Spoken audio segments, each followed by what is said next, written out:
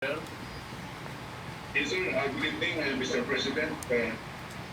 I'll be presenting to the President and to the Cabinet members from the Operation Center of the NDR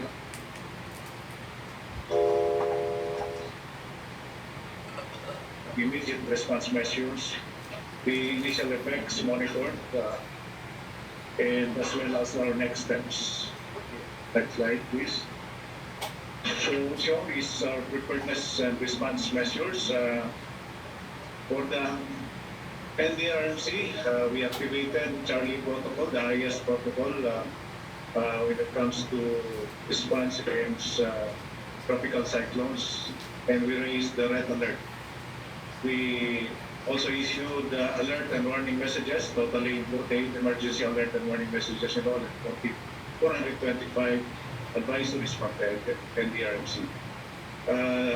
The different departments are shown, and agencies also carried out preparedness measures like the issuance of directives to LGUs by the DILG, the prepositioning of health logistics by DOH, the preparation of schools, 275 schools, to be used as evacuation centers by DepEd, the prepositioning of family food packs and other relief goods totaling to about 1 billion pesos by DSWD, the monitoring of roads and bridges by DPWH, monitoring of the situations in ports by DOTR, the preparation of and implementation of rescue teams by the AFP, Bureau of Fire, PNP, and Philippine Coast Guard. Our early preparations likewise afforded different regional disaster risk reduction management councils opportunities to prepare. And our regional government agencies carried out preposition of resources, cascading of warnings and advisories coming from the NDRMC, and providing assistance to local government units in the evacuation, search and rescue, clearing, provision of supplies, among others. And local government units were in the forefront in the conduct of preemptive evacuation to avoid casualties, the management of evacuation centers, as well as the conduct of initial assessment immediately when it was safe for them. And following will be the more initial report of effects by Typhoon Odette. In region, please look at that slide. Shown is the timeline of Typhoon Odette, which was already presented earlier by Bagasa. Next slide, please. Here are the initial monitored effects. In Region 6, there is flooding in Cabancalan City, Negros Occidental. We monitored deaths numbering to 6, and most of these are due to fallen trees, melting, drowning. We have 7 missing persons, affected families and individuals, total about 5,864 families or 17,238 individuals. There was monitored power interruption in Aklan, Iquique, Capiz, Guimaras, Iloilo, and Negros Occidental. And the rapid damage and needs assessment is ongoing in this region. Next slide, please. In Region 7, shown is a picture of flooding in Cebu, Mercado, Cebu, as well as in Lobok Bohol along the Lobok River. But as per report of our regional director in Region 7, the flooding in Lobok Bohol is now slowly subsiding. There are 4 deaths monitored, 2 in Cebu City and 2 in Tapulac City. And these are still for validation. The number of affected families and individuals are being assessed. There was monitored power interruption in Bohol, Cebu, and Negros Oriental, as well as communications and signal interruption from the telcos in Cebu and Bohol. Baghdad Airport was likewise damaged and all flights got be suspended. Next slide. In Region 8, we have pictures or initial reports of damages to buildings and structures. We monitored one death. Affected families is numbered about 5,275 families or 20,103 individuals. There was likewise power interruption in the province of Southern Leyte, Eastern Samar, Biliran, as well as telco signal in Leyte, Southern Leyte, and Eastern Samar. In Region 10, there was likewise report of flooding, but not as bad as that you can imagine. There is one death monitored in the province of Bukidnon due to fallen tree and injuries to 2 persons. And affected families numbered as shown 1,399 families or 5,984 individuals. Next slide, please. In Caraga, we monitored storm surge as shown in the video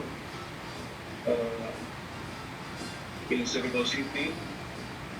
Surigao was the first island wherein Typhoon Odette made landfall, and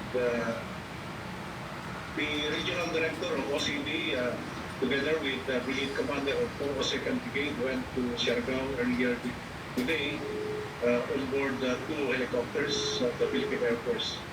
And they had to go back to Butuan. The helicopter had to go back to Butuan to carry some supplies. As report from information from the provincial governor of Surigao del Norte, Surigao Island is heavily damaged. There is no casualty reported though in Caraga from based on the initial report from the Office of Civil Defense. There was power interruption in these areas, Iragan Island, Surigao, Surigao del Norte, and Surigao del Sur, as well as communications and signal interruption in Surigao Islands. We are intending, Mr. President, to bring in a very small aperture terminal from DITC based in Butuan that will be ferried tomorrow morning so that it can provide satellite, voice, and data communication in the operation center of local government units, as well as provide Wi-Fi services in limited radius from that visa technology. We are also intending, Mr. President, to bring in another visa tomorrow from our headquarters here in Campo Ginaldo, and we'll be coordinating for an aircraft that will bring in some teams from Campo Ginaldo to Surigao. Next slide, please. Shown is the number of preemptive evacuation that we carried out in preparation for the landfall of Typhoon Odette. A total of 84,674 families or 338,664 individuals. These are the number of families and individuals that we saved by having them evacuate early. Next slide, please. And for the summary of effects, Typhoon Odette affected Region 4B, Region 6, 7, 8, 10, 11, and Caraga. A total of 12 deaths initially monitored, missing 7 persons and injured 2 persons. And again, shown is the preemptive evacuation we conducted. But the total number of affected population and the cost of damage is still being assessed. Next slide, please. And for our next steps, first will be the data gathering and validation of the incidents monitored, the number of casualties, affected population, the damages, damaged houses, damage to agriculture, and damage to infrastructure. We will also be continuing with our aerial and field assessment. Earlier, we the commander of East Mincom joined a sortie of Black helicopters from Davao. I understand he went to Surigao Norte to see for himself the damage there. We have to restore immediately power and communications and continue with the search, rescue, and retrieval operations being conducted.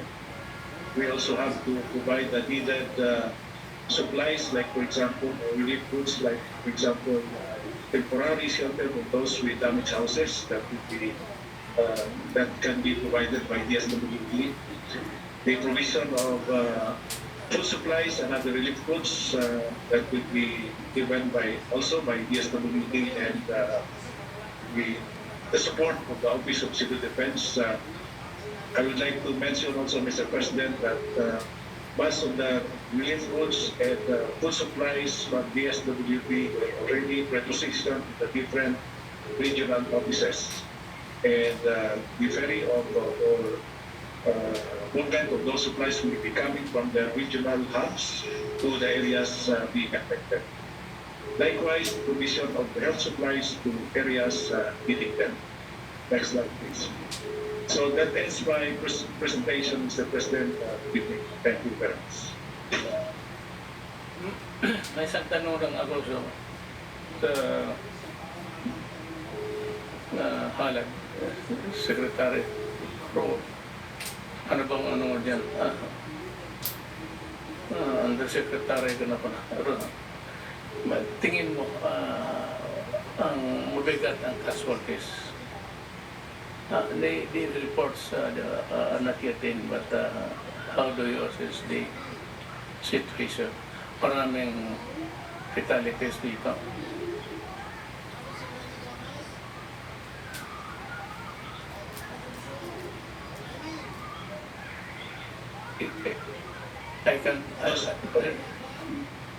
Okay, ulit lahat kasi walang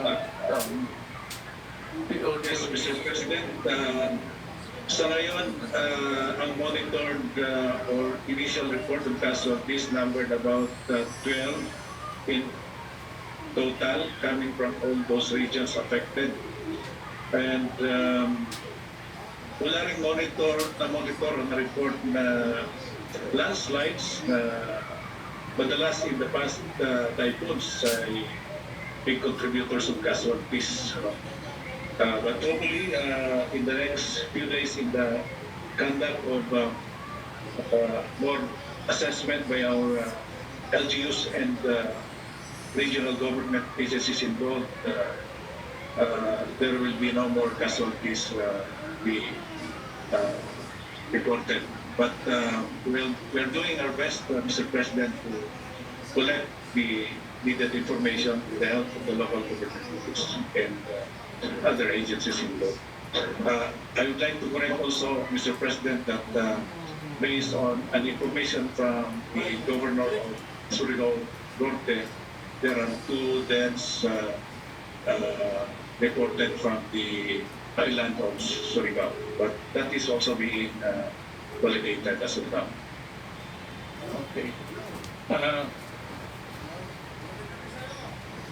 Are you going to the area when? I intend, plano namin, Mr. President, to proceed to Siargao tomorrow morning. Although, nauna na doon yung brigade commander ng Buo 2nd at saka yung regional director ng Office of Civil Defense Caraga galing sa Butuan, and they will go back again tomorrow. Food supplies will be coming from Butuan to Surigao, utilizing Philippine Air Force helicopters. The airport sa Rodrigo is okay. As per information from the area, yung terminal ng Siargao was damaged, but the runway is usable, Mr. President. The runway is good. Yes, sir. Take off on land. I'm flying tomorrow to the area. Also, I would hit a belated Surigao, and if there is enough time, Bohol. Then day after I would try to visit Cebu, then dito sa eastern side of the islands, Bacolod, Iloilo. How's the situation in Iloilo? Not much damage. We're still getting information from Region 6. We did not receive any report of an untoward incident. The path of the typhoon was south of Panay Island. So we expect no problem in the video. As I've said earlier, merong flooding doon sa Negros Occidental, which is the direct path of typhoon Odette.